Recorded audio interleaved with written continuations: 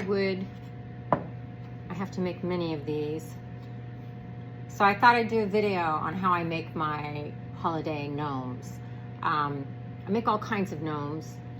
I also make the kind that light up their hats. I'll demonstrate this one next week.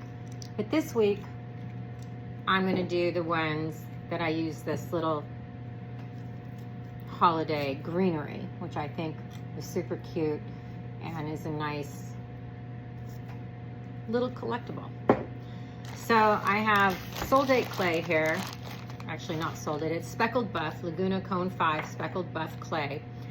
And I'm just gonna use my wire tool and cut off a hunk. I'm not looking to make these really large. So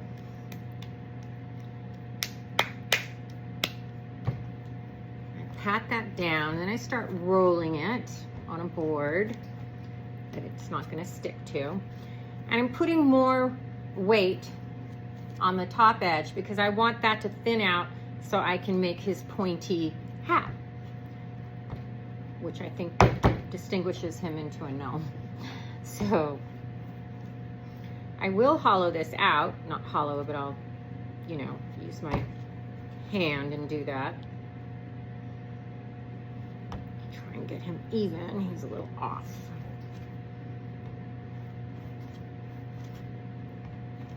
Kind of gives me a good start to the pointed hat, doing it this way. I've made them all kinds of ways. You can just use a pinch pot, you know,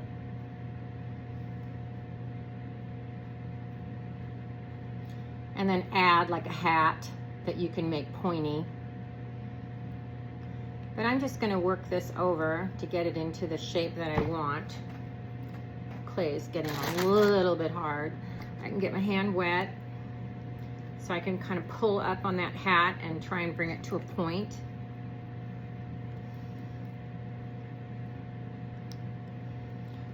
I want to get it a little bit thinner at the top for that point. I want to start kind of giving it a curve.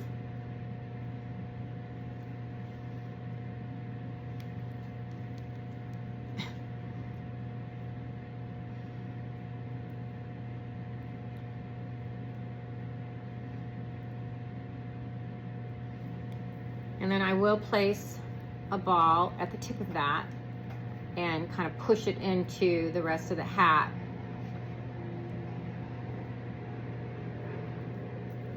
I'm going to pinch out the bottom.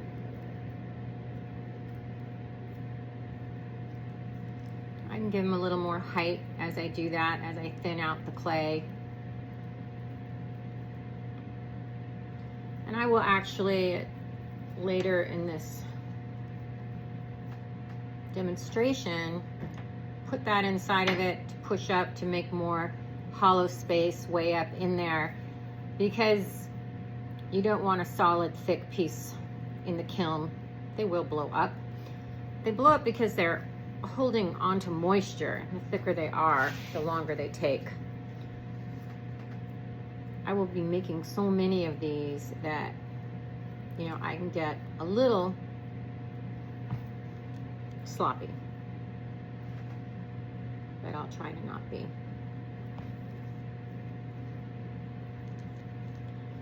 So at this point, I think he's looking pretty good. Maybe a little lumpy. I can kind of work that out later. And I'm going to take a little more clay. And I want to make a coil of clay just by rolling it on the board with my palm of my hand. I'm thinning that out because I want to distinguish where his face is going to be, and his beard, and his nose, and his eyes. So I kind of did that. Then I can't really see it, but I can go by touch, I think. I'm not even going to score where this is because this clay is wet, and I'm actually really blending the edge, the top edge, onto the body. So it will be attached well. I don't really have to worry about that coming undone.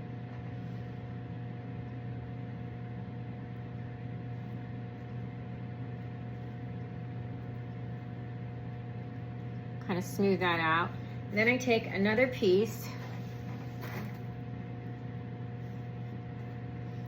and I'm going to place this over kind of like a wrinkle and do the same thing with it.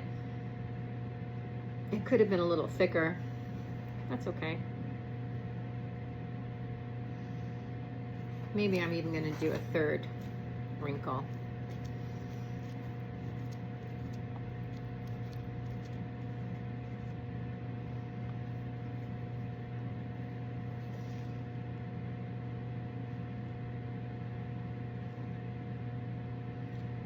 Smooth that out. Now I'm going to do his beard. And I just take this needle tool and I score into the clay. I like a lot of texture. This is going to be glazed, the beard, probably with a chino. This is a chino by Coyote called Leopard. And I like that it gives you kind of not just one color, a chino highlights texture. That's why I like them. So I take another little piece of clay, I roll it into a ball. I want to do the tip of his hat before it gets too dry, and I'm going to attach it to the hat. I just use my needle tool. I really rough up an edge. I use the needle tool on the tip of it. Could be a little more round. I get that on there. I probably go back over this with a damp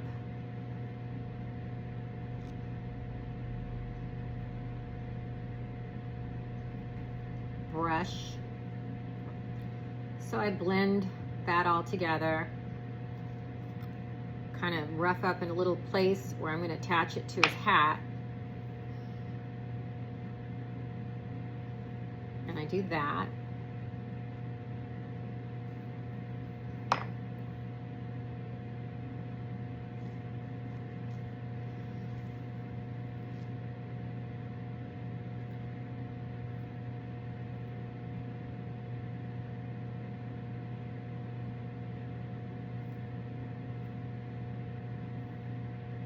Clay is still wet enough that I'm able to kind of mess with that a little bit. Now he needs his nose. Another little piece of clay. You can make a big nose, a little nose, any nose you want.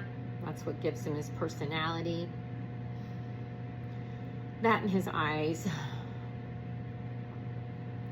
So he's going to have a bit of a smaller nose this time. I'm going to try and shove that up a little bit to give the look of like scrunched. Rough it up, rough this up, place it on there, kind of shove it up in there. Then I have this little wooden tool. It can be any tool you want, you know, anything. And I want to make his eyes. And I just kind of put it on there and lift up a little bit to give the appearance of eyebrow, kind of the bridge of his nose. I like that. Then probably the most important part of this gnome is going to be his hand, where I'm going to put the greenery. So I want to make sure that there's enough space that I can fit the stem of something in there, because that's the part that kind of distinguishes him. I don't want it to be too overwhelming. So I just take a little bit of clay. I'm kind of making elongated because I want it to attach to his body. I'm going to attach this to this side of his body because this side is his hat, and I don't want the greenery to interfere with his pom-pom on his hat. So I kind of just do this little flat piece of clay, and I'm kind of giving it a little bit of a tug, because I wanted to start going into a curve, because that's going to be how he holds on to it. is the curved part.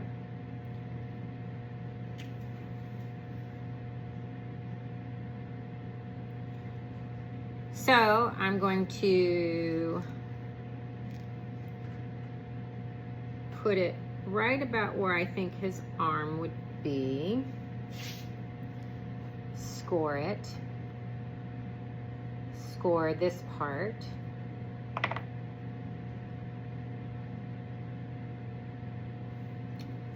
And then I can use this needle tool to press it on there. I really want that attached well. And then I need that curve. And then I need to make sure that I'm going to be able to get something in there. Well, I will. But like I said, the needle tool is kind of the perfect tool that you can press against the body and attach it, but still have, you know, a nice round thing. Okay, so now I'm going to put the markings of, like, if you had fingers, and with that I'm just drawing some lines, trying to not throw him off.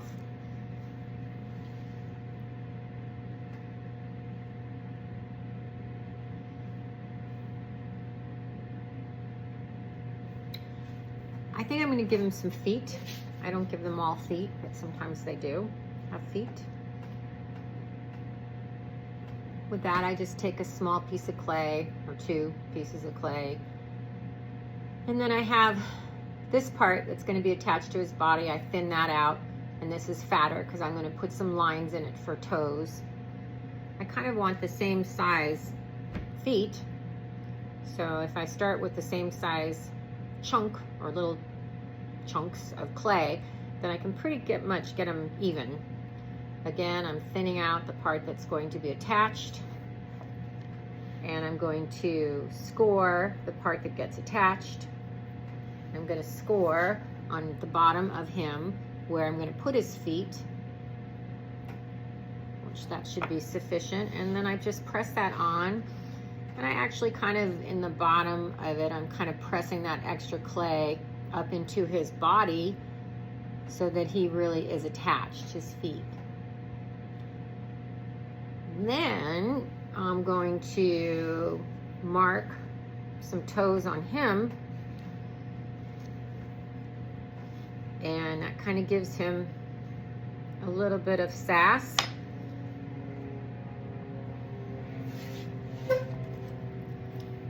He will dry, and then he will be fired, which is called bisque. Then I will glaze him, and I'm doing these as holiday, so he'll either be green or red, probably red.